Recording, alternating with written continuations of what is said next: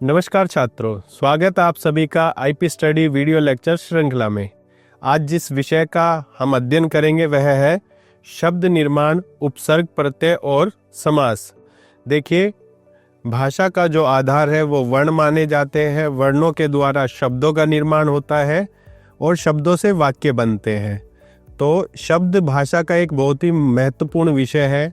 इनका निर्माण करने के लिए हमें किन किन साधनों की आवश्यकता होती है, किनके द्वारा ये निर्मित होते हैं, इस विषय का आज हम अध्ययन करेंगे। उपसर्ग, प्रत्यय और समास बहुत ही महत्वपूर्ण विषय है। इस विषय में चर्चा करते हुए आज हम जानेंगे कि किस प्रकार उपसर्ग और प्रत्यय और समास शब्द का परिवर्तित करते हैं तथा नवीन शब्दों का निर्माण करते हैं। आइए जानते हैं सबसे पूर्व उपसर्ग। उपसर्ग किन्हें कहते हैं, ये किस प्रकार से निर्मित होते हैं, इत्यादि विषयों को समझते हैं। देखिए, सबसे पहले ऐसे शब्दांश जो किसी शब्द के आगे जुड़कर उसके रूप और अर्थ को परिवर्तित कर देते हैं, उपसर्ग कहे जाते हैं। देखिए, ये ऐसे शब्द नहीं होते हैं, शब्दांश होते हैं जो किसी शब्द के आगे लगकर उसके अर्थ में परिवर्तन या बदलाव ला देते हैं। उदाहरण के रूप में देखिए, यहाँ पर अप जमा मान से शब्द बना अपमान। ठीक है, तो इसमें क्या है, अप क्या है, अप एक उपसर्ग है, मान शब्द में लगकर इसने नवीन शब्द बनाया अपमान। ऐसे ही प्रति जमा दिन से शब्द बना प्रतिदिन। तो यहाँ पर देखिए, दिन एक शब्द है, उसके आगे प्रति उपसर्ग लगकर उसने एक नया शब्द बनाया प्रतिदिन। ठीक है, जो पुराने शब्द थे उनका यहाँ पर रूप बदल दिया गया और अर्थ दोनों ही बदल गए हैं। रूप और अर्थ दोनों बदल गए हैं। इस प्रकार से उपसर्ग की परिभाषा के रूप में हम कह सकते हैं ऐसे शब्दांश जो किसी शब्द से पहले लगकर उस शब्द के अर्थ में परिवर्तन ला देते हैं, उपसर्ग कहलाते हैं। ठीक है, ये हमेशा याद रखेंगे। जो उपसर्ग होते हैं वे शब्द के आगे लगते हैं। उपसर्गों से नए शब्दों का निर्माण होता है। इसके उपरांत देखिए, उपसर्ग के भेद। जो उपसर्ग के भेद है वे 5 हैं। कौन कौन से हैं? देखिए, संस्कृत के उपसर्ग। संस्कृत के जो उपसर्ग हैं वो हिंदी में प्रयोग किए जाते हैं, वह इस भाग के अंदर रखे जाते हैं, संस्कृत के उपसर्ग। आगे है संस्कृत के अव्यय जो उपसर्गों के समान प्रयुक्त होते हैं। हिंदी के उपसर्ग, उर्दू, अरबी, फारसी के उपसर्ग और अंतिम है अंग्रेजी के उपसर्ग।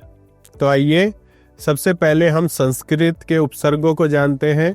जो संस्कृत के उपसर्ग हैं उनकी जो संख्या है वह निर्धारित है। संस्कृत में 22 उपसर्गों का प्रयोग किया जाता है। तो उन्हीं के विषय में अब हम जानते हैं। सबसे पहले उपसर्ग दिया अति। अति का अर्थ होता है बहुत अधिक। ठीक है, तो शब्द बनेगा अत्यधिक, अत्यंत, अत्याचार, अतिरिक्त। ठीक है, अब देखिए अत्यधिक शब्द किस प्रकार से निर्मित हुआ है। आप लोगों ने संधि पढ़ी थी। संधि में यण संधि का नियम था। देखिए, यहाँ पर इस प्रकार से फॉर्मेशन है, अति जमा अधिक। ठीक है, इस प्रकार से ये है। हमने कहा अति उपसर्ग है और अधिक शब्द है।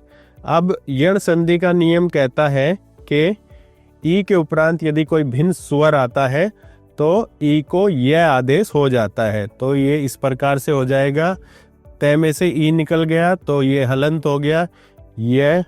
ठीक है, आगे अधिक है। इस प्रकार से अब बन गया। अब इनको मिलाएंगे तो बनेगा अत्यधिक। ठीक है, इस प्रकार से अत्यधिक का निर्माण हुआ है। इसी प्रकार से अत्यंत, अत्याचार का भी निर्माण हुआ है। ठीक है, यण संधि लगने के कारण ये हुआ है। संधि हम पहले ही पढ़ चुके हैं। जो स्वर संधि का भेद है यण संधि, उसके आधार पर ये अति से अत्यधिक और अत्यंत, अत्याचार बनते हैं। आगे देखिए अधि। अधि का अर्थ होता है ऊपर, श्रेष्ठ। अधि उपसर्ग से निर्मित शब्द है। अधिनायक, अध्यक्ष, अधिपति, अतिशय आदि।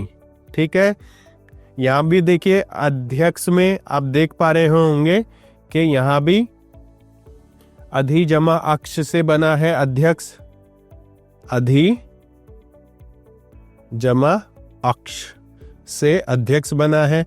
अब ई के उपरांत ए आ रहा है, भिन्न स्वर है, तो यहाँ भी यण संधि के नियम के कारण अध्यक्ष बना है, क्योंकि ई को क्या होगा, यह आदेश हो जाएगा, जब मिलाएंगे तो अध्यक्ष शब्द बनेगा। आगे देखिए अनु, अनु का अर्थ होता है पीछे, समान या बाद में आने वाला।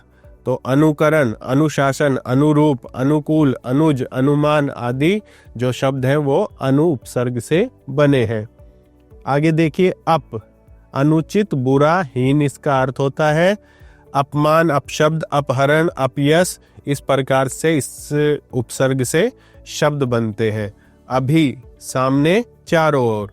अभिमान, अभिलाषा, अभिशाप, अभिनय, अभिज्ञान, अभियान आदि शब्द इससे निर्मित होते हैं। अव, बुरा या हीन। अवसर, अवकाश, अवगुण, अवशेष, अवतार, तो इससे शब्द बनते हैं। आ उपसर्ग तक या समेत इसका अर्थ होता है। आहार, आजीवन, आजन्म, आमरण आदि इससे निर्मित शब्द है। उत, उत से ऊपर, श्रेष्ठ, उत्थान, उत्पन्न, उत्तम, उत्कर्ष आदि। आगे देखिए उप, उप का होता है अर्थ निकट या छोटा। उपवन, उपमंत्री, उपनाम, उपनगर, उपनिषद आदि जो शब्द हैं वे इसी से निर्मित होते हैं। दुस या दूर, कठिन या बुरा इसका अर्थ होता है। दुस्साहस, दुष्कर्म, दुर्भाग्य, दुर्दशा आदि शब्द इससे निर्मित होते हैं। निस और निर, रहित, नहीं, निष्काम, निस्संदेह, निर्जन, निर्धन आदि इससे शब्द बनते हैं। नि उपसर्ग, नीचे, निषेध शब्द बनेंगे। निबंध, नियम, निरोध, निवारण, निवास, नियुक्त, नियोग। परि, चारों ओर। परिक्रमा, परिपूर्ण, परिचय, पराक्रम, परिवार आदि जो शब्द है वो इससे बनते हैं। प्र, अधिक या आगे। प्रचार, प्रसार, प्रखर, प्रबल, प्रत्यक्ष, प्रयोग, प्रलय, तो ये शब्द इससे बनते हैं। प्रति, विरुद्ध, सामने। प्रतिशोध, प्रतिकूल, प्रतिदिन, प्रतिवाद, प्रतिध्वनि, प्रतिक्षण आदि इससे शब्द बनते हैं। वि, निषेध या भिन्न। विज्ञान, विवाद, विनाश, विजय, वियोग, विभाग आदि जो शब्द हैं वे वि उपसर्ग से बनते हैं। सम, संयोग, सुंदर। संगम, संयोग, संग्रह, संतोष, संकल्प, संहार आदि शब्द इससे बनते हैं। स्व, अपना। स्वतंत्र, स्वराज, स्वल्प, स्वच्छंद आदि शब्द इससे बनते हैं। इसके उपरांत देखिए संस्कृत के अव्यय जो उपसर्ग के समान प्रयुक्त होते हैं। अधः, जिसका अर्थ होता है नीच। अधोगति, अधः पतन, अधोवस्त्र आदि, तो ये जो अधोगति शब्द है ये कैसे बना है, जो विसर्ग है उसको क्या आदेश होता है, ओ आदेश हो जाता है। ठीक है, संधि का नियम है, तो इस कारण से ये अधोगति और अधोवस्त्र बना है। आगे देखिए अंतः, अंतः से भीतरी, तो अंतःकरण, अंतःपुर, अंतस्थ आदि शब्द इससे निर्मित होते हैं। अंतर, भीतर, अंतरदशा, अंतरकथा, अंतर्मन आदि। चिर, दीर्घकालीन, चिरकाल, चिर आयु, चिरस्थायी, चिरंजीवी आदि शब्द इससे बनते हैं। पुनर, फिर, पुनर्विवाह, पुनर्मिलन, पुनर्निर्माण आदि शब्द इससे निर्मित होते हैं। बहिर, बाहर, बहिर्गमन, बहिर्मुख आदि शब्द इससे बनते हैं। पुरा, पहला, पुरातत्व, पुरातन आदि शब्द बनते हैं। सह का होता है अर्थ साथ, तो सहकारी, सहयोग, सहोदर, सहज आदि शब्द इससे बनते हैं। स्वयं, अपने आप या खुद। स्वयं सिद्ध, स्वयं सेवक, स्वयंवर आदि शब्द इससे बनते हैं। इसके उपरांत देखिए हिंदी के उपसर्ग। अ, निषेध या अभाव अर्थ में। अनाथ, अबला, अमल, अहिंसा, अज्ञान, अमर, अधर्म, अचेत आदि शब्द इससे बनते हैं। अन का अर्थ होता है अभाव, अनपढ़, अनगढ़, अनहोनी, अनकहा आदि। अधः से आध का अर्थ होता है आधा, इससे बनने वाले शब्द है अध कचरा, अधपका, अधमरा आदि। चौ, चार, चौराहा, चौपाया, चौमासा, चौकन्ना, चौपाई आदि। नी, कमी, निगोड़ा, निहत्था, निडर आदि, इससे शब्द बनते हैं। भर, भर का अर्थ होता है पूरा, भरपेट, भरमार, भरपूर, भरसक आदि शब्द इससे बनते हैं। सु का अर्थ होता है अच्छा, सुफल, सुगढ़, सुडोल, सुपात्र, सुजान आदि शब्द इससे बनते हैं। बिन, बिन का अर्थ होता है रहित, बिन खाया, बिन देखा, बिन काम, बिन जान आदि शब्द इससे बनते हैं। दो, दो का अर्थ होता है दो, दुगुना, दुमंजिला, दोबारा आदि शब्द इससे बनते हैं। स, उत्तम, सहित इसका अर्थ होता है। सजग, सफल, सपूत, सगोत्र, सकाम आदि शब्द इससे बनते हैं। इसके उपरांत है उर्दू व अरबी के उपसर्ग। अल, अल का अर्थ होता है निश्चित, अलबत्ता, अलगरज आदि शब्द इससे बनते हैं। खुश, श्रेष्ठ, खुशबू, खुशदिल, खुशहाल, खुशकिस्मत, खुश मिजाज आदि शब्द इससे बनते हैं। कम का अर्थ होता है थोड़ा, तो कमसिन, कमजोर, कम उम्र, कम हिम्मत आदि शब्द इससे बनते हैं। गैर, गैर शब्द का अर्थ होता है निषेध, गैर हाजिर, गैर कानूनी, गैर सरकारी, गैर मर्द, गैर वाजिब आदि शब्द इससे बनते हैं। ना, ना का अर्थ होता है कभी या नहीं, नालायक, नादान, ना उम्मीद, ना समझ आदि शब्द इससे बनते हैं। बद, बद का अर्थ होता है बुरा, बदचलन, बदकिस्मत, बदनाम, बदमाश आदि शब्द इससे बनते हैं। हम का अर्थ होता है समान, हम शक्ल, हम उम्र, हमदम, हमजोली आदि शब्द इससे बनते हैं। हर, प्रत्येक, हर साल, हर वक्त, हर रोज आदि। सर, मुख्य, सरताज, सरदार, सरहर आदि। बे, बिना, बेअदब, बेईमान, बेइज्जत, बेरहम आदि शब्द इससे बनते हैं। कुछ उपसर्ग अंग्रेजी भाषा से हिंदी में यथावत आए हुए हैं, वे शब्दों में भी देखने को मिलते हैं, तो आइए उनको भी जानते हैं। अंग्रेजी के उपसर्ग देखिए। डिप्टी, जिसका अर्थ होता है सहायक, deputy collector, deputy minister, deputy registrar आदि। चीफ, मुख्य, चीफ मिनिस्टर, चीफ सेक्रेटरी आदि। वाइस, उप, vice chairman, vice chancellor, vice principal आदि। सब, अधीन, नीचे, सब इंस्पेक्टर, सब रजिस्ट्रार, सब जज आदि। हेड, मुख्य, हेड मास्टर आदि। तो इस प्रकार से ये उपसर्ग से शब्द बनते हैं। आगे देखिए उपसर्गों के संबंध में ध्यान रखने योग्य कुछ बिंदु। जिस प्रकार का शब्द होता है उसके साथ वैसा ही उपसर्ग प्रयुक्त किया जाता है। जैसे पुत्र संस्कृत का शब्द है, इसलिए इसके साथ सु उपसर्ग का प्रयोग होता है, जैसे सुपुत्र। परंतु पूत शब्द हिंदी का है, इसलिए इसके साथ सु के स्थान पर स का प्रयोग होता है, जैसे स जमा पूत से सपूत बना। तो ये आपको पता होना चाहिए। जो तत्सम, तद्भव, देशज, विदेशज शब्द हैं इत्यादि विषय की यदि आपको जानकारी होगी तो उसके अनुसार ही आपको उपसर्गों का प्रयोग करना है। आगे देखिए, दुर उपसर्ग का प्रयोग सगोश ध्वनियों से बनने वाले शब्दों में किया जाता है, जैसे दुर्लभ, दुर्बल, दुर्बोध आदि। ठीक है, तो जो दुर उपसर्ग है वह सघोष ध्वनियों के प्रयोग वाले जो शब्द होते हैं उनमें इसका प्रयोग किया जाता है।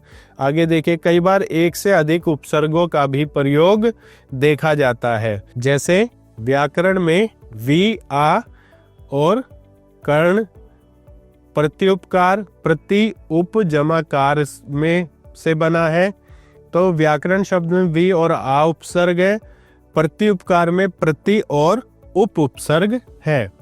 तो इस प्रकार से आपने देखा कि कैसे हम अलग अलग उपसर्गों का प्रयोग करके, जो संस्कृत के उपसर्ग हैं, उर्दू फारसी के उपसर्ग हैं, अंग्रेजी के उपसर्ग हैं और संस्कृत के अव्यय जो उपसर्ग रूप में प्रयोग होते हैं, हिंदी के उपसर्ग हैं, इत्यादि के प्रयोग से हम शब्द निर्माण कर सकते हैं। इसी प्रक्रिया में अगला जो विषय आज हम समझेंगे वह है प्रत्यय। तो ऐसे शब्दांश जो किसी शब्द के पीछे जुड़कर उसके रूप और अर्थ को परिवर्तित कर देते हैं, वे प्रत्यय कहलाते हैं। देखिए, उपसर्ग जो थे वे शब्दांश थे, प्रत्यय क्या है, वे भी शब्दांश है। उपसर्ग शब्द के आगे लग रहे थे, प्रत्यय जो है वे शब्द के पीछे लगते हैं। आइए उदाहरण से समझते हैं। देखिए, आपा, आपा प्रत्यय है, बूढ़ा जमा आपा से शब्द बना बुढ़ापा। ईय प्रत्यय है, मानव शब्द में जब ईय प्रत्यय लगाएंगे तो मानवीय शब्द हमें प्राप्त होगा। तो इस प्रकार से देखिए, प्रत्यय जो है वे शब्द के पीछे लगाकर नया शब्द बनाते हैं और उसके अर्थ में परिवर्तन ला देते हैं, उसके अर्थ को बदल देते हैं। इस प्रकार से हम प्रत्यय की परिभाषा कह सकते हैं, वे शब्दांश जो शब्दों के अंत में जुड़कर उनके अर्थ में विशेषता या परिवर्तन उत्पन्न करते हैं, प्रत्यय कहलाते हैं। ठीक है। अब देखिए, उपसर्ग और प्रत्यय में समानता और असमानता। उपसर्ग और प्रत्यय दोनों का ही प्रयोग नए शब्दों के निर्माण के लिए किया जाता है, लेकिन दोनों में असमानता भी है। उपसर्ग का प्रयोग शब्द के प्रारंभ में किया जाता है, जबकि प्रत्यय का प्रयोग शब्द के अंत में किया जाता है। जैसे अपमान शब्द में अप उपसर्ग है, मानवता शब्द में ता प्रत्यय का प्रयोग हुआ है। तो यहाँ पर देख पा रहे होंगे, अप क्या है, आगे लगा है, और जो ता है वह शब्द के पीछे लगा है। आगे देखिए, प्रत्यय के भेद। प्रत्यय के दो भेद होते हैं। कौन कौन से हैं वे? कृत प्रत्यय और तद्धित प्रत्यय। कृत प्रत्यय ऐसे प्रत्यय जो क्रिया के मूल रूप अर्थात धातु रूप के साथ लगकर संज्ञा और विशेषण शब्दों का निर्माण करते हैं, उन्हें कृत प्रत्यय कहते हैं। देखिए, कृत प्रत्यय जो है वे क्रिया शब्दों में लगते हैं और उन क्रिया शब्दों में लगकर उन्हें या तो संज्ञा बना देते हैं या विशेषण बना देते हैं। जैसे कि देखिए, बुन क्रिया शब्द है, इसके अंत में आवट जुड़ने पर बुनावट शब्द का निर्माण होता है। क्रिया से धातु रूप में जुड़ने के कारण आवट क्या है? कृत प्रत्यय है। ठीक है। कृत प्रत्यय के भेद जानते हैं। कृत प्रत्यय के 5 भेद होते हैं। सबसे पहले है कर्तृवाच्य कृत प्रत्यय, कर्मवाच्य कृत प्रत्यय, कर्णवाचक कृत प्रत्यय, भाववाचक कृत प्रत्यय और क्रियावाचक कृत प्रत्यय। तो ये 5 भेद हैं। सबसे पहले कृतवाचक कृत प्रत्यय के बारे में जानते हैं।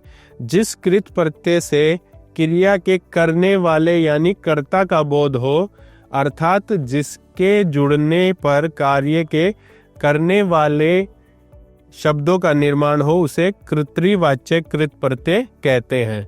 देखिए, हम ये जान चुके हैं, जो कृत प्रत्यय है वो क्रियाओं में लगते हैं, क्रिया शब्दों में लगकर उसको संज्ञा या विशेषण बना देते हैं।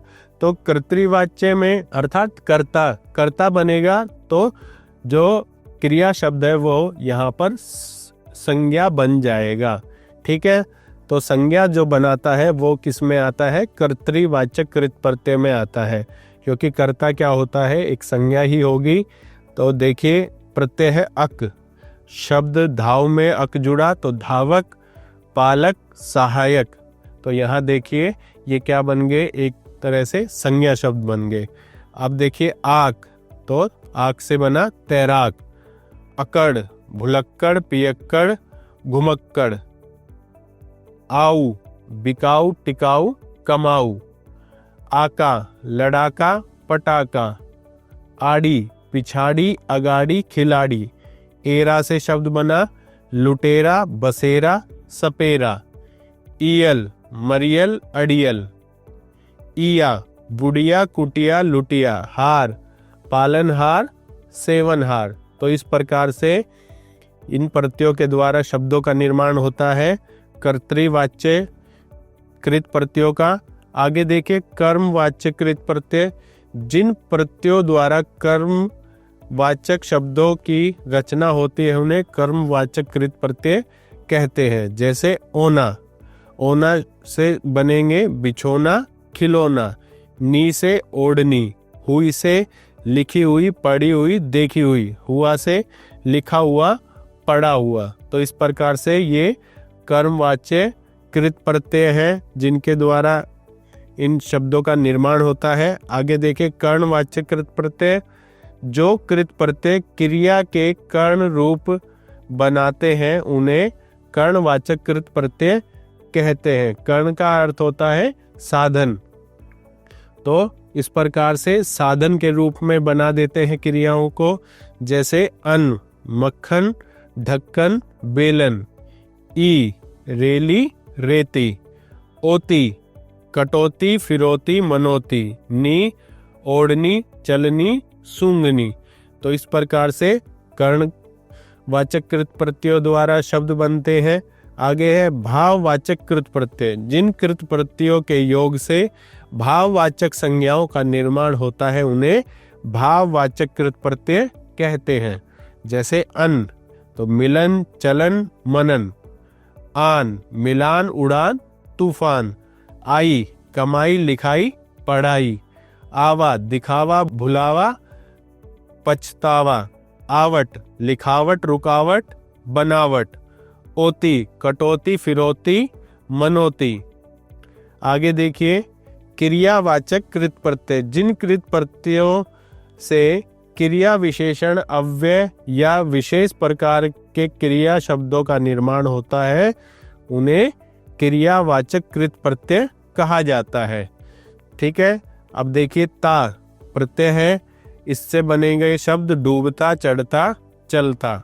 ना सोना जागना बैठना भागना, या खोया पाया पिया खाया, आवा दिखावा छलावा भुलावा, ते ही उठते ही खाते ही पढ़ते ही, ओती कटौती मनोती फिरौती, आव चढ़ाव बहाव लगाव, आन उठान उड़ान मिलान। तो इस प्रकार से ये जो कृत प्रत्यय के 5 भेद थे इनको जाना हमने।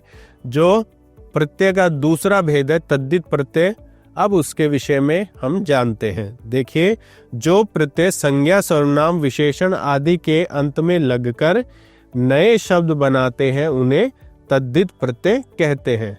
ठीक है, जो कृत प्रत्यय थे वो क्रिया के पीछे लग रहे थे, और अब हम तद्धित प्रत्ययों को जानेंगे जो संज्ञा सर्वनाम या विशेषण शब्दों के अंत में लगते हैं। जैसे बूढ़ा शब्द है, आपा प्रत्यय लगा तो बुढ़ापा, संज्ञा शब्दों के अंत में यहाँ पर बूढ़ा शब्द क्या है, एक संज्ञा है, तो उसके अंत में आपा लगने से बुढ़ापा बना। अपना सर्वनाम शब्द है, पन लगकर अपनापन बना। मीठा विशेषण शब्द है, इसमें आस लगकर मिठास शब्द बना। बाहर एक अव्यय है, इसमें ई लगकर बाहरी शब्द बना। तो इस प्रकार से अलग अलग उदाहरणों के द्वारा हमने समझा कि ये जो तद्धित प्रत्यय होते हैं वो संज्ञा सर्वनाम विशेषण या अव्यय शब्दों के अंत में लगते हैं। अब देखिए तद्धित प्रत्यय के मुख्य रूप से जो भेद होते हैं, प्रकार होते हैं, वे 9 होते हैं। आइए उनको जानते हैं कौन कौन से 9 भेद हैं। सबसे पहले है स्त्रीलिंग वाचक। इन शब्दों के द्वारा हम स्त्रीलिंग शब्दों का निर्माण कर सकते हैं। दूसरा है कर्तृवाचक, जिसके द्वारा हम कर्ता शब्द बनाते हैं। स्थानवाचक, स्थान बताने वाले शब्द। गुणवाचक, गुणों को बताने वाले शब्दों का निर्माण होता है। भाववाचक, भाव बताने वाले शब्दों का निर्माण होता है। बहुवचनवाचक, अर्थात एक वचन के जो बहुवचन रूप बनते हैं वे इन तद्धित प्रत्ययों के द्वारा बनते हैं। संबंधवाचक, लघुतावाचक और क्रमवाचक जो शब्द है वे इन तद्धित प्रत्ययों के द्वारा बनते हैं। तो ये 9 भेद है स्त्रीलिंगवाचक, कर्तृवाचक, स्थानवाचक, गुणवाचक, भाववाचक, बहुवचनवाचक, संबंधवाचक, लघुतावाचक और क्रमवाचक, ये 9 भेद है तद्धित प्रत्ययों के। अब इनको विस्तार से समझते हैं। सबसे पहले स्त्रीलिंगवाचक तद्धित प्रत्यय, जिन प्रत्ययों के योग से शब्द स्त्रीलिंग हो जाते हैं। देखिए, कुछ ऐसे प्रत्यय हैं जिनको हम पुल्लिंग शब्दों में लगाएंगे तो उनसे क्या होगा, स्त्रीलिंग बन जाते हैं। तो वे क्या कहलाते हैं, स्त्रीलिंग वाचक तद्धित प्रत्यय कहलाते हैं। आइए उदाहरण से समझते हैं। आ शब्द से बना, प्रिय से बना है प्रिया, बाल से बना है बाला, वृद्ध से बना है वृद्धा। तो यहाँ पर देखिए, पहले जो शब्द थे वे पुल्लिंग थे। अब उनमें आ प्रत्यय जब हमने लगाया तो विभिन्न शब्द बने जो कि हमें स्त्रीलिंग का बोध करा रहे हैं। ऐसे ही ई शब्द है, मामा में ई शब्द लगा तो मामी, चाचा में ई शब्द लगा तो चाची, बेटा में ई शब्द लगा तो बेटी शब्द बना। ठीक है। आनी से जेठानी, देवरानी, नौकरानी, सेठानी। इन धोबिन, मालकिन, सुनारिन। नी मोरनी, शेरनी, ऊंटनी। आइन पंडिताइन, चौबाइन, ललाइन। इया बुढ़िया, चुईया, गुड़िया। इनी हथिनी, स्वामिनी। तो इस प्रकार से ये स्त्रीलिंग वाचक तद्धित प्रत्यय हैं जिनके द्वारा हम पुल्लिंग शब्दों से स्त्रीलिंग शब्द बनाते हैं। आगे देखिए, कर्तृवाचक तद्धित प्रत्यय, जिन तद्धित प्रत्ययों के प्रयोग से किसी कार्य के करने वाले का बोध होता है वे कर्तृवाच्य तद्धित प्रत्यय कहलाते हैं। जैसे आर, सुनार, लुहार, कुम्हार। तो ये देखिए, हमें क्या बता रहे हैं, किसी काम को करने वाले के बारे में, अर्थात ये कर्ता के बारे में बता रहे हैं, इसीलिए इन्हें कर्तृवाच्य तद्धित प्रत्यय कहते हैं। गर जादूगर, बाजीगर। इया दुखिया, सुखिया, वाला दूध वाला, सब्जी वाला। आरी भिखारी, पुजारी, जुआरी। कार कलाकार, चित्रकार। एरा से लुटेरा, सपेरा। बसेरा, इया से रसोइया। तो इस प्रकार से हम कर्तृवाचक तद्धित प्रत्ययों का निर्माण कर सकते हैं। आगे है स्थानवाचक तद्धित प्रत्यय, जिन तद्धित प्रत्ययों के योग से स्थान का बोध हो, अर्थात जिनके प्रयोग से स्थानवाचक शब्दों का निर्माण हो, उन्हें स्थानवाचक तद्धित प्रत्यय कहा जाता है। जैसे इया से जयपुरिया, मुंबईया। वाला से दिल्ली वाला, बनारस वाला। ई से बंगाली, गुजराती। वी से लखनवी। आगे है गुणवाचक तद्धित प्रत्यय, जिन प्रत्ययों के योग से बने शब्द किसी गुण का बोध कराते हैं वे गुणवाचक तद्धित प्रत्यय कहलाते हैं। जैसे आ से भूखा, प्यासा, पगला, प्यारा। आलू से दयालु, झगड़ालू, ईर्ष्यालु। इक से साप्ताहिक, वार्षिक, राजनीतिक। इत से हर्षित, पुष्पित, आनंदित, पीड़ित। ईय से दर्शनीय, प्रार्थनीय, मानवीय। ईला से रंगीला, रसीला, चमकीला, पथरीला। दार से दमदार, हवादार, जमींदार। मान से बनेगे बुद्धिमान, श्रीमान, शक्तिमान शब्द। तो इस प्रकार से हम गुणवाचक जो तद्धित प्रत्यय हैं उनके द्वारा शब्दों का निर्माण करते हैं, जो शब्द हमें विभिन्न गुणों के बारे में बताते हैं। आगे जो अगला भेद है वह है भाववाचक तद्धित प्रत्यय। शब्द के अंत में जुड़कर भाव को अभिव्यक्त करने वाले शब्द भाववाचक तद्धित प्रत्यय कहलाते हैं। जैसे ता प्रत्यय है, इससे निर्मित शब्द हो जाएगा मनुष्यता, सुंदरता। तो ये हमें क्या है, भाव बता रहे हैं। ठीक है। आपा से बुढ़ापा, पुजापा। तव से देवत्व और व्यक्तित्व। पन से बचपन, लड़कपन। ई से गरीबी, चालाकी। आई से अच्छाई, चौड़ाई, लिखाई, पढ़ाई, कमाई। ईमा से लालिमा, नीलिमा। अब देखिए बहुवचनवाचक तद्धित प्रत्यय। देखिए शब्द जो होते हैं वो एक वचन होते हैं, उनको हम बहुवचन बनाते हैं। ठीक है। तो उसके लिए बहुवचनवाचक तद्धित प्रत्ययों की सहायता की आवश्यकता होती है। आइए इसकी परिभाषा जानते हैं। जिन प्रत्ययों के योग से शब्द बहुवचन के रूप में परिवर्तित हो जाते हैं वे बहुवचनवाचक तद्धित प्रत्यय कहलाते हैं। जैसे ए, तो कन्या शब्द में ए प्रत्यय लगाया तो कन्याएं, लताएं, मालाएं। ए से लड़के, कमरे, केले, छाते। यहाँ से चिड़िया, बुढ़िया। यहाँ से नदियाँ, मक्खियाँ। तो इस प्रकार से हम बहुवचन शब्दों का निर्माण कर सकते हैं बहुवचनवाचक तद्धित प्रत्ययों के द्वारा। अगला जो भेद है वह है संबंधवाचक तद्धित प्रत्यय। जिन प्रत्यय के योग से बनने वाले शब्द किसी संबंध का बोध कराते हैं वे संबंधवाचक तद्धित प्रत्यय कहलाते हैं। जैसे कि एरा से ममेरा, चचेरा, मोसेरा। तो देखिए यहाँ पर संबंध पता लग रहा है कि ममेरा अर्थात मामा का बेटा है, चचेरा अर्थात चाचा का बेटा है, मोसेरा अर्थात मौसी का बेटा है। ऐसे ही ई बंगाली, मद्रासी, गुजराती।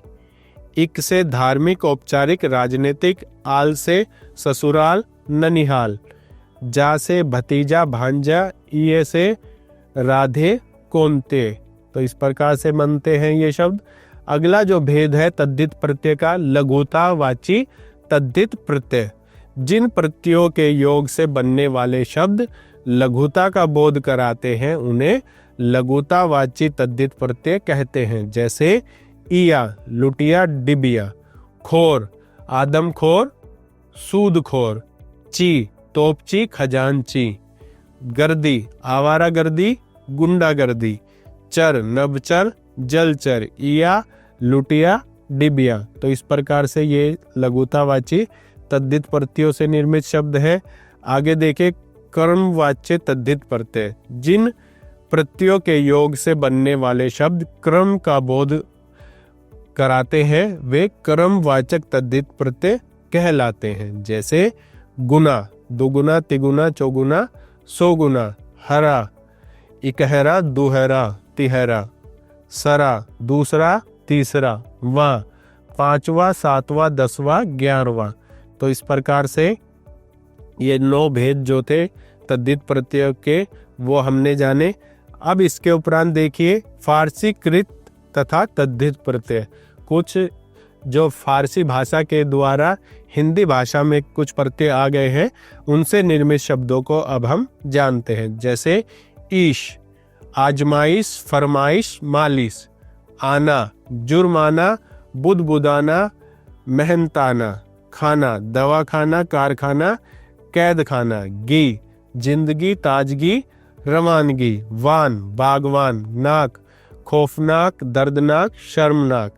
ईन, रंगीन, शौकीन, नमकीन। तो इस प्रकार से ये फारसी के कृत और तद्धित प्रत्यय थे। अब अरबी के कृत और तद्धित प्रत्ययों के बारे में हम जानते हैं। ईयत से जो शब्द बनेंगे वे हैं इंसानियत, आदमियत, हैवानियत। अत, शहादत, वकालत, शराफत। ची, खजांची, मशालची, तोपची। अब देखिए उपसर्ग व प्रत्यय के योग से बने शब्द। कुछ शब्द ऐसे होते हैं जिनमें उपसर्ग और प्रत्यय दोनों का प्रयोग किया जाता है। आइए उनको जानते हैं। जैसे कि शब्द है अपमानित। अब इसमें अप उपसर्ग है, मान मूल शब्द है और इत प्रत्यय का प्रयोग किया गया है। ऐसे ही गैर जिम्मेदारी, तो इसमें गैर उपसर्ग है, जिम्मेदारी शब्द है और ई प्रत्यय का प्रयोग किया गया है। ऐसे ही अनुदारता में अन उपसर्ग है, उदार मूल शब्द है और ता प्रत्यय है। प्रदर्शन ई से शब्द बनता है प्रदर्शनीय। तो प्र यहाँ पर क्या है, उपसर्ग है, दर्शन शब्द है और ये प्रत्यय है। ऐसे ही परिपूर्ण जो शब्द है वह परि जमा पूर्ण जमा ता से बना है। परि उपसर्ग है, पूर्ण मूल शब्द है, ता प्रत्यय है। अब देखिए उपसर्ग और प्रत्यय में अंतर। उपसर्ग और प्रत्यय में निम्नलिखित 2 प्रकार के अंतर है।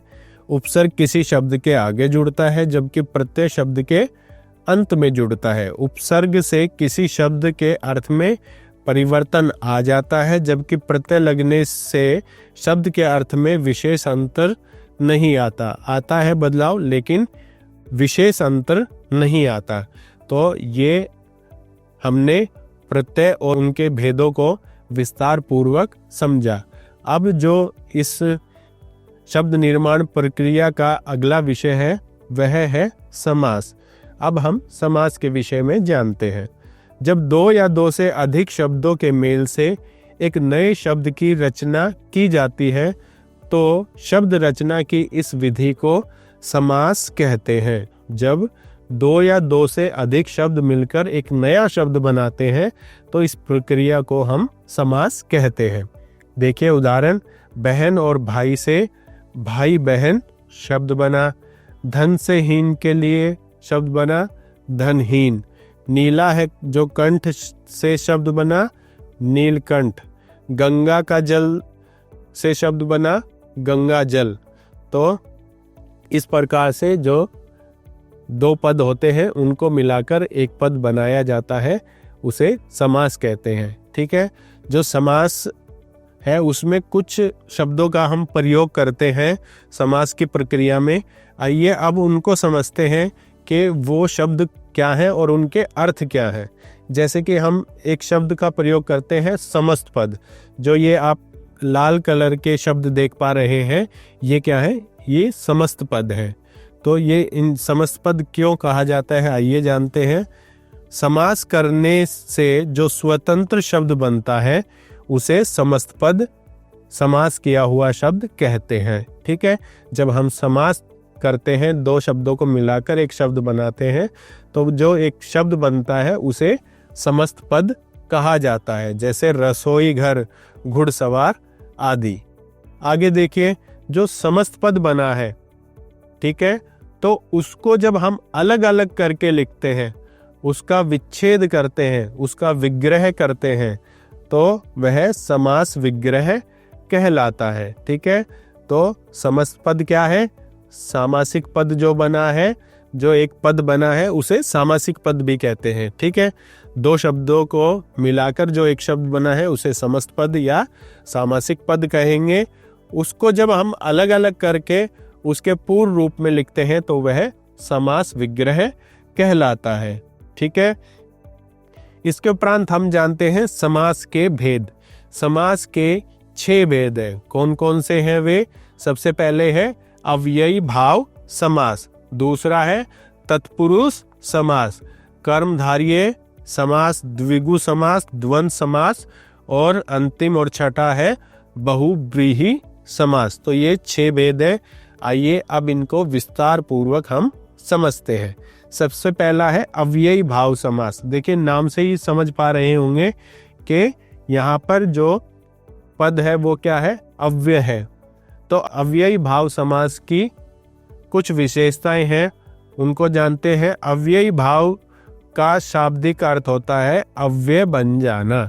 ठीक है, इसमें पूर्व खंड प्रधान होता है। जो अव्ययी भाव समास हम बनाते हैं तो उसमें जो पहला पद होता है, जो जब भी समास होता है तो वहां पर 2 पद होते हैं, पूर्व पद और उत्तर पद। ठीक है, जो पहला शब्द लगता है उसे पूर्व पद कहते हैं, जो दूसरा शब्द मिलता है उसे उत्तर पद कहते हैं।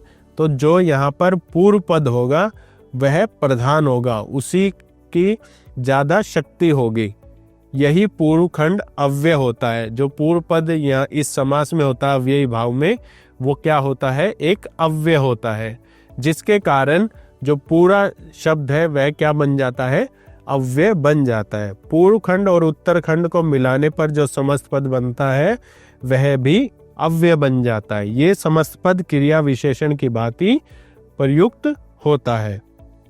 इस प्रकार हम कह सकते हैं जिस समस्त पद में पहला पद अव्यय होता है और उसी की प्रधानता होती है उसे अव्ययी भाव समास कहते हैं। आइए कुछ समस्त पद और उनके विग्रह हम देखते हैं। आ जन्म का विग्रह होगा जन्म से लेकर। तो आ देखिए अव्यय शब्द है, जब इसमें जन्म शब्द में लगा तो बना आ जन्म। तो ये पूरा एक क्या हो गया? अव्ययी भाव समास का उदाहरण हो गया, और ये पूरा शब्द क्या बन गया? एक अव्यय बन गया। ऐसे ही बात में, हाथों हाथ, हाथ ही हाथ में, यथोचित जितना उचित हो, आमरण मरण तक, प्रतिदिन हर दिन। तो इस प्रकार से हम अव्ययी भाव से समास बना सकते हैं और उनका विग्रह कर सकते हैं। जो समास का अगला भेद है वह है तत्पुरुष समास। इस समास का दूसरा पद प्रधान होता है तथा समास में कारकों की विभक्ति का लोप होता है और उन विभक्तियों के नाम के अनुसार इसके भेद किए गए हैं। ठीक है, देखिए हमने कारक पढ़े हैं। जो कारक होते हैं उसके कितने भेद होते हैं?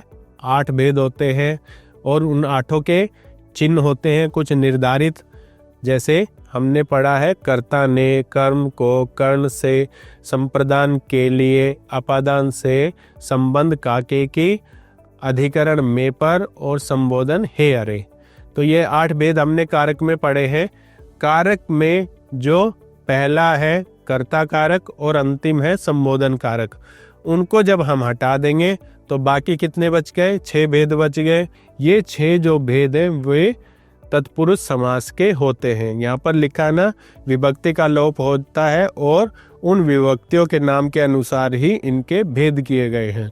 तो जो विभक्ति है, जो परसर्ग चिन्ह है, उन्हीं के आधार पर जो तत्पुरुष समास है उसके 6 भेद किए गए हैं। आइए उदाहरण देखते हैं। स्वर्गगत, स्वर्ग को गत। वनवास, वन में वास। तुलसीकृत, तुलसी द्वारा कृत। मन चाही, मन से चाही।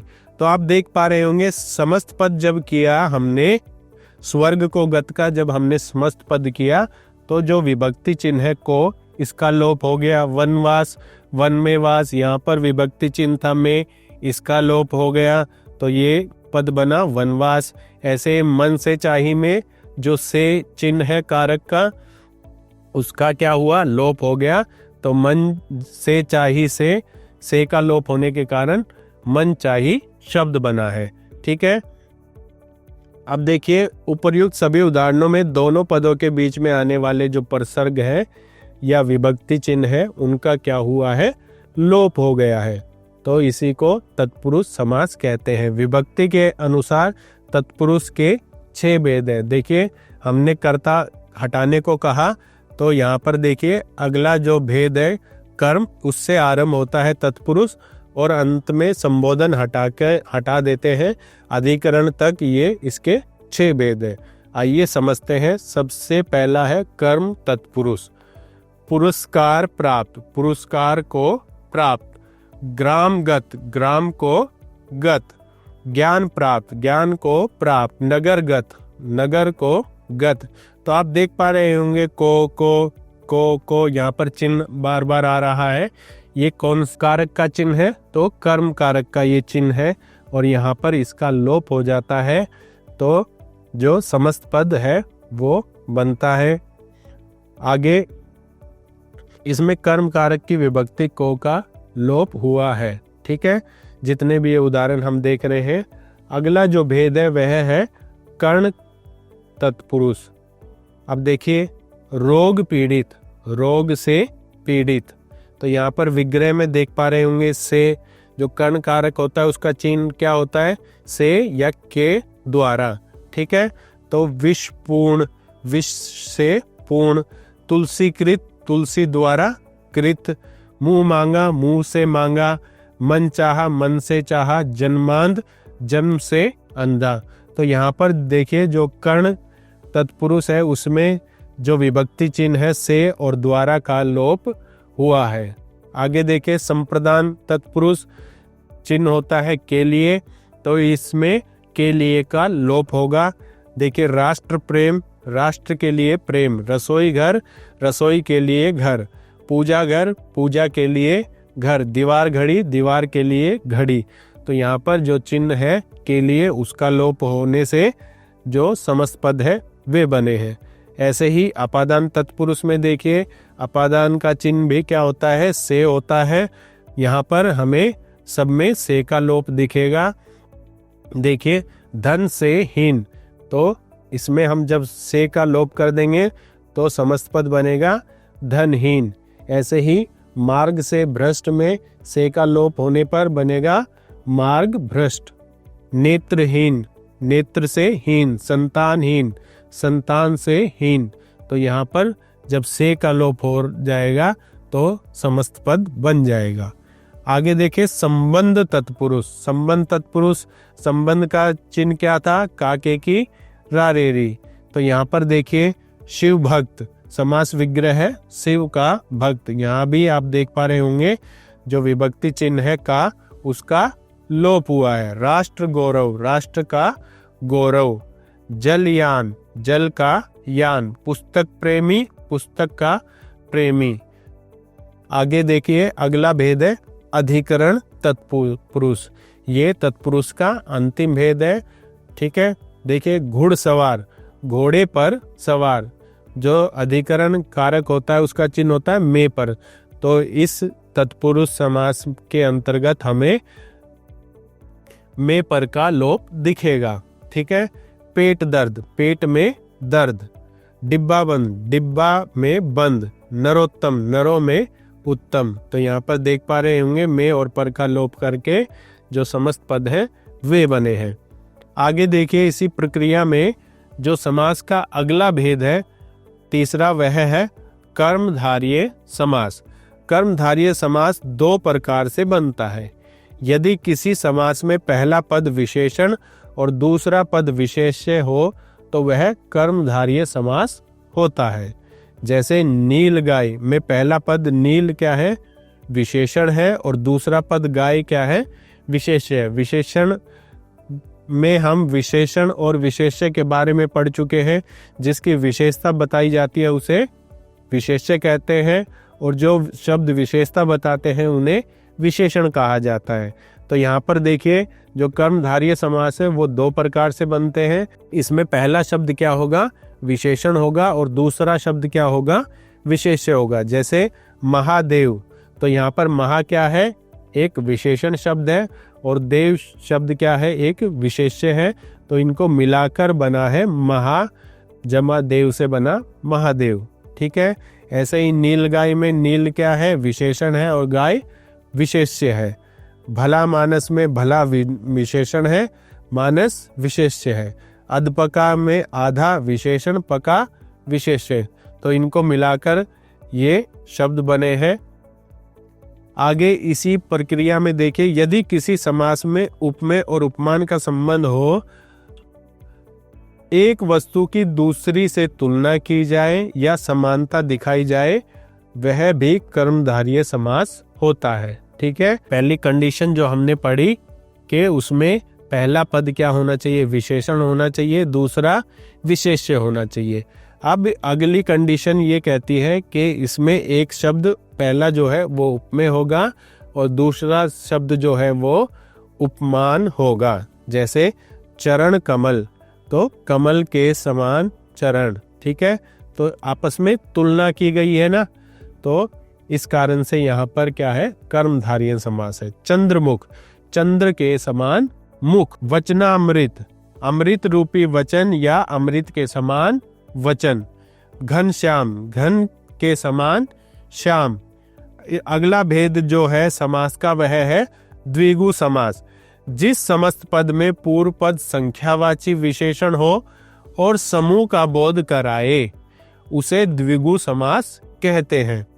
जैसे नवग्रह, नवग्रहों का समाहार। चौराहा, चार राहों का समाहार। पंचामृत, पांच अमृतों का समूह। त्रिभुज, तीन भुजाओं का समूह। चतुर्भुज, चार भुजाओं का समूह। तिरंगा, तीन रंगों का समाहार।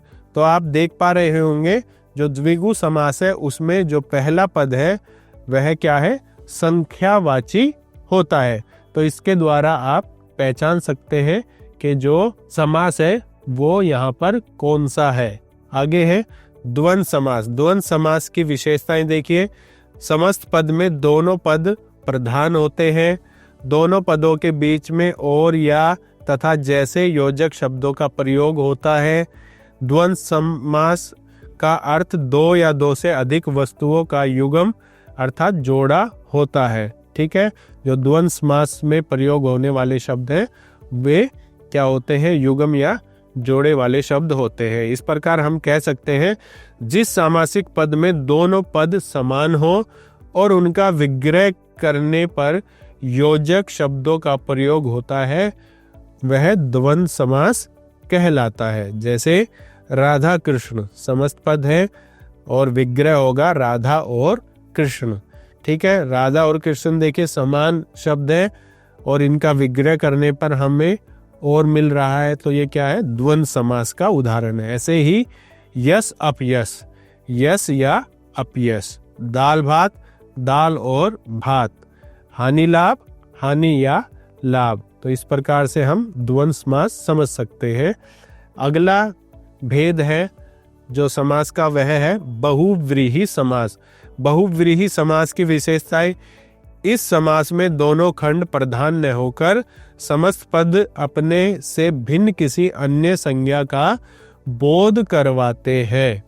ठीक है, इनमें जो हमने बताया 2 पद होते हैं सामासिक पद में, वो दोनों न होकर किसी तीसरे पद की प्रधानता होती है। इनका विग्रह करने पर विशेष रूप से वाला, वाली, जिसका, जिसकी, जिसके आदि शब्द पाए जाते हैं। विग्रह पद संज्ञा पद का विशेषण रूप होता है। जैसे विषधर, विष को धारण करने वाला, तो ये किसके लिए प्रयोग हुआ है, सर्प के लिए। ठीक है, ऐसे ही गजानन, गज के समान आनन है जिसका, अर्थात गणेश। त्रिलोचन, 3 लोचन नेत्र है जिसके, अर्थात शिव। लंबोदर, लंबा है उदर जिसका, अर्थात गणेश। घनश्याम, घन के समान श्याम है जो, अर्थात कृष्ण। तो इस प्रकार से हम बहुव्रीहि समास और उनका विग्रह समझ सकते हैं। आगे देखिए कर्मधारय और बहुव्रीहि समास में अंतर।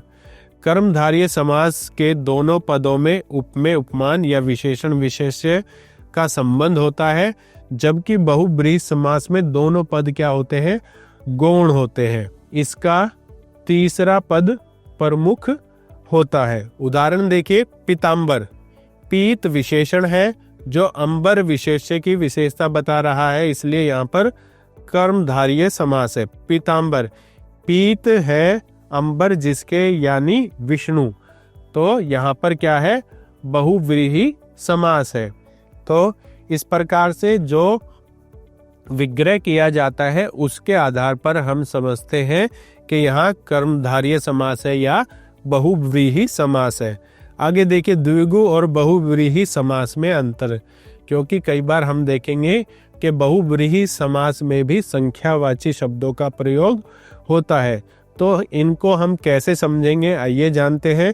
द्विगु समास का प्रथम पद संख्यावाची विशेषण होता है। बहुव्रीहि समास में भी यदा कदा प्रथम पद संख्यावाची होते हैं, किंतु वे किसी तीसरे पद की विशेषता प्रकट करते हैं। ठीक है, वे समूह के बारे में न बताकर किसी तीसरे पद के बारे में बताते हैं। जैसे त्रिलोचन, यहाँ पे त्रि शब्द क्या है, एक संख्यावाची है, तो यहाँ पर देखिए 3 लोचन का समूह। इस प्रकार से जब विग्रह होगा तो वह क्या होगा, द्विगु समास होगा। अब त्रिलोचन में देखिए पहला पद क्या है, संख्यावाची है, 3 है लोचन जिसके, अर्थात शिव, तो फिर यहाँ पर क्या हो जाएगा, बहुव्रीहि समास हो जाएगा, क्योंकि यहाँ पर किसी तीसरे पद की बात की जा रही है। ठीक है, आगे देखिए संधि और समास में अंतर। संधि और समास में भी अंतर होता है, वो किस प्रकार से होता है आइए समझते हैं। संधि और समास में परस्पर मिलती जुलती क्रियाएं लगती हैं, लेकिन संधि में वर्णों का मेल होता है जबकि समास में पदों का मेल होता है। ये बात अच्छे से समझ लेंगे। संधि में हम वर्णों को मिलाकर उसमें परिवर्तन लाते हैं या बदलाव लाते हैं, जबकि समास में हम पदों को मिलाते हैं। संधि में शब्दों को तोड़ने की क्रिया को संधि विच्छेद कहते हैं और समस्त पदों को अलग अलग करने की प्रक्रिया को समास विग्रह कहा जाता है। समास में पदों के बीच में प्रसर्ग, विभक्ति या समुच्चय बोधक जो शब्द होते हैं उनका क्या होता है, लोप हो जाता है, जबकि संधि में ऐसा नहीं होता है। आइए संधि और समास के अंतर उदाहरणों द्वारा समझते हैं। लंबा उदर, तो लंबोदर, ये क्या हुआ है, संधि हुई है। ठीक है, बे में जो आ है और ऊ है इनको मिलाकर ओ हो गया है, तो यहाँ पर संधि हुई है। पवन का पुत्र अर्थात पवन पुत्र, तो ये क्या है, एक समास है। अतः हम कह सकते हैं कि दो वर्णों ध्वनियों के आपस में मिलने से जो विकार या परिवर्तन आता है वह संधि कहलाता है। पर समास में दो या दो से अधिक शब्दों या पदों का मेल होता है या वे मिलते हैं। ठीक है, इसी के साथ आज की कक्षा समाप्त करते हैं। आज हमने सबसे पहले उपसर्गों के बारे में जाना। उपसर्ग वे शब्दांश होते हैं जो शब्द के आगे लगकर उसके अर्थ में परिवर्तन ला देते हैं। 5 प्रकार के उपसर्गों के प्रयोग के विषय में जाना हमने। इसके उपरांत हमने प्रत्यय जाने, वे शब्दांश जो शब्द के अंत में लगकर उसके अर्थ में परिवर्तन ला देते हैं वे प्रत्यय कहलाते हैं। कृत प्रत्यय और तद्धित प्रत्यय दोनों प्रकार को हमने विस्तार पूर्वक पढ़ा। इसके उपरांत हमने समास को समझा। समास दो पदों के मेल को समास कहते हैं। समास के जो 6 भेद हैं उनके बारे में आज हमने विस्तार पूर्वक चर्चा की। आशा करता हूँ जो आज का विषय था वो आपको अच्छे से समझ आया होगा। यदि कहीं भी कोई डाउट है तो आप वीडियो को पुनः देखें ताकि आप उस विषय को समझ सकें। और किसी भी विषय में अगर आपको महारत हासिल करनी है तो उसका एक ही साधन है जो है अभ्यास। तो अभ्यास करते रहिए और विषय को समझते रहिए। इसी मनोकामना के साथ आज की कक्षा समाप्त करते हैं कि आप अधिक से अधिक अभ्यास करेंगे और विषय को समझेंगे। मनोयोग से सुनने के लिए आप सभी का बहुत बहुत आभार, धन्यवाद।